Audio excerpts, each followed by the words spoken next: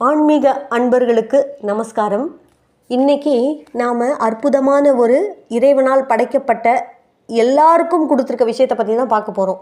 என்னென்னா, மனிதர்களுக்கு இறைவன் கொடுத்த ஃபார்முலா. என்னது ஃபார்முலாவா அப்படின்னு நீங்கள் கேட்குறீங்க. இறைவனால் நம்ம கொடுத்த ஃபார்முலானா என்னது? ஃபேட், அதாவது விதின்னு சொல்கிறோம். ஏன் நான் இதை ஃபார்முலான்னு உங்களுக்கு எடுத்து சொல்கிறேன்னா, இப்போ சயின்ஸில் மேக்ஸ்லலாம் ஃபார்முலாவை நீங்கள் கரெக்டாக போட்டுட்டே வந்தால் தான் உங்களுக்கு ஆன்சர் கரெக்டாக கிடைக்கும். ஃபார்முலாவில் ஏதாவது ஒரு சின்ன தப்பு பண்ணிட்டா கூட உங்களுக்கு கிடைக்கிற ரிசல்ட் தப்பாயிடுது இல்லையா? அதே மாதிரி தான் இறைவனால் படைக்கப்பட்ட நமக்கு கொடுக்கப்பட்டிருக்க விதியில் நம்ம வாழ்க்கையில் மிக சரியாக அதை நகர்த்திண்டே போனால் தான் நம்ம லைஃப்பில் நமக்கு சக்ஸஸ்ஃபுல்லாக ஏதாவது நமக்கு ஒரு நன்மை நடக்கும். இல்லைன்னா நமக்கு கஷ்டம்தான். இதை ஏன் நான் இப்படி சொல்கிறேன்னு நினச்சி நீங்கள் டிஸப்பாயிண்ட் ஆகிடாதீங்க, என் மேலே கோவப்படாதீங்க. நம்மளுடைய இந்து புராணம் சொல்லும் ஒரு அற்புதமான கதை இருக்குது. அந்த கதையின் மூலமாக உங்களுக்கு நான் இதை விளக்குறேன் பாருங்கள். இந்திரன் இருக்கார் இல்லையா, அவருடைய மனைவி இந்திராணி ஒரு கிளியை ஆசாசையாக வளர்த்துன்னு வராங்க. அப்படி இருக்கும்போது அந்த கிளிக்கு ஒரு நாள் நோய்வாய்ப்பட்டு ரொம்ப சோகமாயிடுது. இதை பார்த்த இந்திராணிக்கு மனசே கேட்கல. என்னடா இது, நம்ம ஆசையாக வளர்த்த கிளி இவ்வளவு நோய்வாய்ப்பட்டுடுச்சேன்னு சொல்லி தன் கணவர்கிட்ட சொல்கிறாங்க. ஏங்க, எனக்கு என்ன பண்ணுவீங்களோ எது பண்ணுவீங்களோ தெரியாது, எத்தனை வைத்தியரை கூட்டின்னு வந்தாலாவது இந்த கிளிக்கு உடம்பு சரியாகணும் பழையபடி, அதுக்கு நீங்கள் தான் பொறுப்பு, அப்புறம் பாருங்கள், இல்லைன்னா என்ன நீங்கள் பார்க்கவே மாட்டீங்க அப்படின்னு சொல்லி கணவர்கிட்ட சொல்கிறாங்க. இதை கேட்ட இந்திரன் என்ன பண்ணுறாரு, அப்படியாம்மா இரு, உடனே நான் வைத்தியரை கூப்பிடுறேன், கிளிக்கு என்னன்னு பார்த்துருவோம் அப்படின்னு சொல்லி அந்த இந்திரலோகத்தில் இருக்க மிகப்பெரிய வெட்டினரி டாக்டர், கால்நடை மருத்துவர்லாம் இருக்காங்க இல்லையா, அவங்கள கூப்பிடுறாங்க. அந்த வைத்தியர் பார்க்குறாரு.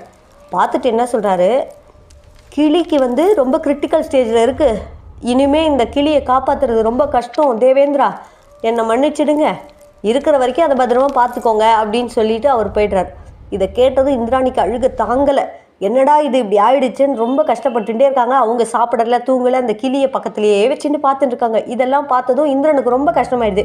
என்னடா தான் மனைவி இப்படியே இருக்காளேன்னு சொல்லிட்டு, சரி கவலைப்படாத, நான் பிரம்மாவை தேடி போகிறேன், பிரம்மா தானே ஒரு உயிரையும் உலகத்தில் படைக்கிறார், அவர்கிட்ட போய் இந்த கிளியை எப்படியாவது உயிர் பிச்சை கொடுத்து காப்பாற்றுங்கன்னு கேட்குறேன் அப்படின்னு சொல்லி கிளம்புறார். தேவேந்திரன் தன் மனைவி இந்திராணியின் கஷ்டத்தை போக்கணும், அவள் வளர்க்குற ஆசை கிளியோட உயிரை போகாமல் தடுத்து நிறுத்தணும் அப்படின்றதுக்காக பிரம்மலோகத்துக்கு பிரம்மாவை பார்த்து கேட்குறார். பிரம்மதேவரே, என் மனைவி ஆசையாக ரொம்ப காலமாக இந்த கிளியை வளர்த்துன்னு வரா, அந்த கிளி இப்போ நோய்வாய்ப்பட்டு இறக்கும் தருவாயில் இருக்குது, அதுக்கு எப்படியாவது உயிர் பிச்சை கொடுத்து அதை காப்பாற்றுங்க அப்படின்னு கேட்குறாரு இந்திரன். ஆனால் பிரம்மதேவர் சொல்லிடுறாரு, தேவேந்திரா, எனக்கு கொடுக்கப்பட்டிருக்க வேலை என்ன, உயிர்களை எல்லாத்தையும் படைக்கணும், படைக்கும் தொழில் மட்டும்தான் என்னோடது, அதை மீறி நான் எதுவும் செய்ய முடியாதுப்பா. காக்கும் தொழில் செய்கிற மகாவிஷ்ணு கிட்ட போய் வேணால் கேட்கலாம், அவர் ஏதாவது அருள் கொடுத்தாருனா இந்த கிளி பொழைச்சிக்கும், வா போகலாம் வைகுண்டத்துக்குன்னு சொல்லி 2 பேருமா வைகுண்டத்துக்கு போகிறாங்க. வைகுண்டத்துக்கு போனால் மகாவிஷ்ணு இவங்க 2 பேரையும் பார்க்குறாரு. என்ன தேவேந்திரா, இந்திரலோகத்தை விட்டு நீ பிரம்மாவையும் கூட்டின்னு வைகுண்டத்துக்கு வந்திருக்க, ஏதாவது அவசர செய்தியா என்ன அப்படின்னு கேட்குறாரு.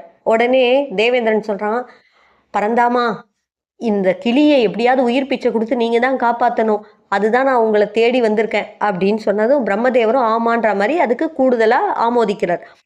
இப்போது மகாவிஷ்ணு என்ன சொல்கிறாரு, என்னோட வேலை உயிர்களை காக்கும் தொழில் தான், ஆனால் இந்த கிளியானது ரொம்ப கிரிட்டிக்கல் ஸ்டேஜில் இருக்குது, இப்போ என்னால் அதை காப்பாற்ற முடியாது, அழிக்கும் தொழில் செய்கிற ஈசன் கிட்ட போய் நாம் எல்லாம் கேட்போம், அவர் மனசு வச்சா எப்படியாவது இந்த கிளியை காப்பாற்றிடுவார், வாங்க எல்லாம் கைலாயத்துக்கு போகலான்னு சொல்லி இப்போ பிரம்மா, விஷ்ணு, இந்திரன் 3 பேரும் கிளம்பி எங்கே போகிறாங்க, கைலாயத்துக்கு மகாதேவரை பார்க்க போகிறாங்க. அங்கே பார்வதி தேவியோட மகாதேவர் இருக்காரு. இவங்க 3 பேரும் வர்றதை பார்த்துட்டு சிவனுக்கே ஒன்றுமே புரியல. என்னடா இது, என்ன ஆச்சு கைலாயத்துக்கு, இவங்கெல்லாம் என்ன சொல்ல வராங்கன்ற மாதிரி பார்க்குறாரு. அப்போது 3 பேரும் சொல்கிறாங்க இந்த நடந்த விஷயத்த. இதெல்லாம் சொல்லி கிளியை காப்பாற்றணும்னு இந்திரன் கேட்டதும் அப்போது மகாதேவர் என்ன சொல்கிறாரு, நீங்கள் சொல்கிறது எல்லாமே கரெக்டு தான், அழிக்கும் தொழில் என்னோட ப்ராசஸ் தான், ஆனால் உயிரை எடுக்கிற வேலை யாரோடது, யமதர்மனோடது. அவர் உயிரை எடுத்த பிறகுதான் நான் இடுகாட்டில் அழிப்பேன் இல்லையா, அதனால் நாம் எல்லாருமே யமதர்மன் கிட்ட போவோம்.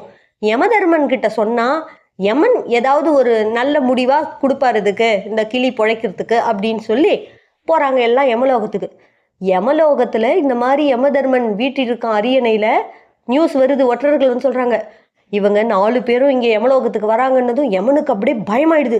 என்னடா இது, பிரம்மா, விஷ்ணு, மகேசன் 3 பேரும், அதுவும் தேவேந்திரன் கூட நம்ம உலகத்துக்கு வராங்க. ஐயோ, பெரிய ஆளுங்கள்லாம் இங்கே வராங்கன்னா என்னவா இருக்குமோ, நாம் உடனே எழுந்து போய் அவங்கள வரவேற்கணும், என்ன ஏதுன்னு விஷயம் தெரிஞ்சுக்கணும்னு படபடப்பில் என்ன பண்ணுறாரு, அதிகாரிலாம் வராங்க அப்படின்னதும் ஓடி போய் இவங்க 4 பேரையும் பார்த்து வணங்கி காலில் விழுந்து, நீங்கள் இத்தனை பேரும் இங்கே வந்திருக்கிறதுக்கு என்ன நோக்கம், நீங்கள் சொல்லியிருந்தா நானே வந்திருக்க மாட்டேனான்னு கேட்குறாரு. இப்போ யமலோகத்துக்கு யார் யாரெல்லாம் வந்திருக்காங்க பெரிய மனுஷர்கள்? மகேஸ்வரன், மகாவிஷ்ணு, பிரம்மதேவர், தேவேந்திரன். இவங்க 4 பேரையும் பார்த்த யமன் அதிர்ச்சியும் ஆச்சரியமும், ஏன்னா இவ்வளோ பேரும் இங்கே வந்திருக்காங்களே நம்மளை தேடி, என்னவா இருக்கும்னு யோசனையோடையே அவங்கள பார்த்து தலை வணங்கி கேட்குறாரு. அப்போது கிளி உயிரை காப்பாற்றணும், அதனால் அதன் உயிரை நீ எடுக்காமல் இருக்கணும் அப்படின்னு இந்த 3 பேரும் யமனை பார்த்து சொல்கிறாங்க, மும்மூர்த்திகளும். அப்போது யமதர்மன் சொல்கிறாரு, இறைவா, உங்களுக்கு தெரியாதது ஒன்றும் இல்லை. ஒவ்வொரு உயிரும் படைக்கப்படும் போதே அதற்கான இறப்பு தேதியும் நாங்கள் ஒரு ஓலையில் எழுதி வச்சுருவோம். அந்த ஓலை எல்லாத்தையும் ஒரு ரூமில் கட்டி வைப்போம். அதுக்கான மரண நேரம் வரும்போது எந்த காரணத்தாலும் மரணம் வரும்ன்றது அந்த ஓலையில் எழுதப்பட்டிருக்கும். அந்த ஓலை எப்போ அருந்து கீழே விழுதோ அப்போது அந்த உயிர் எடுக்கிறதுக்கு எங்கள் யமதூதர்கள் போய் எடுத்துன்னு வந்துடுவாங்க. இதுதான் எனக்கும் விதிக்கப்பட்டிருக்க விதி. இந்த ரூல்லேருந்து நான் எப்படியும் மாறக்கூடாது இல்லையா? சரி வாங்க, அந்த ரூமுக்கே உங்கள் எல்லாரையும் கூட்டிகிட்டு போகிறேன். அங்கே இந்த கிளியோட மரண நேரம் எப்போன்றதை நம்ம பார்த்து தெரிஞ்சுக்கலாம். நீங்கள் நான் 3 பேரும் வந்து சொன்னதால், தேவேந்திரனுக்காக கேட்குறதால ஏதாவது பண்ண முடியுமான்னு ஏதாவது யோசிக்கலாம் அப்படின்னு சொல்லி, சித்திரகுப்தா சாவி எடுத்துன்னு வாப்பா அந்த ரூமுக்கு போகலாம் அப்படின்னு சொல்லி இவங்க எல்லாரையும் ஆச்சுன்னு யமதர்மன் போகிறாரு. போய் ரூம் கதவை திறக்கிறாங்க. எல்லாருடைய மரண ஓலையும் இருக்குது. அதில் தேடி கண்டுபிடிச்சி சித்திரகுப்தன் இந்த கிளியோட மரண ஓலையை எடுத்துகிட்டு வந்து தரான். அதை படிக்கிறார் பிரம்மா. படித்ததும் அதிர்ச்சி ஆயிடுது. அந்த ஓலையில் என்ன தெரியுமா எழுதியிருக்கு, இந்த கிளியினுடைய உயிர் எப்பொழுது இந்திரன், பிரம்மா, விஷ்ணு, சிவன், யமன் ஆகிய 5வரும் ஒன்றாக சேர்ந்து வருகிறார்களோ அப்போதே அந்த நேரத்திலே கிளியின் வாழ்வு முடியும்னு எழுதியிருந்தது. அடடா, பார்த்தீங்களா, இதுதான் விதி. இந்த விதியை தான் யாராலையும் மாற்ற முடியாது. யாருக்கு விதிப்படி என்ன நடக்கணுமோ அது நடந்தே தேரும். இதுதான் விதியோட மாயாஜாலம், ரகசியம். ஓகேவா? இந்த கதை உங்களுக்கு பிடிச்சிருந்ததா? அடுத்த யாவருக்கும் உரைப்போம் பதிவில் இன்னொரு அற்புதமான ஆன்மீக கதையோடு உங்களை வந்து நான் சந்திக்கிறேன். நன்றி.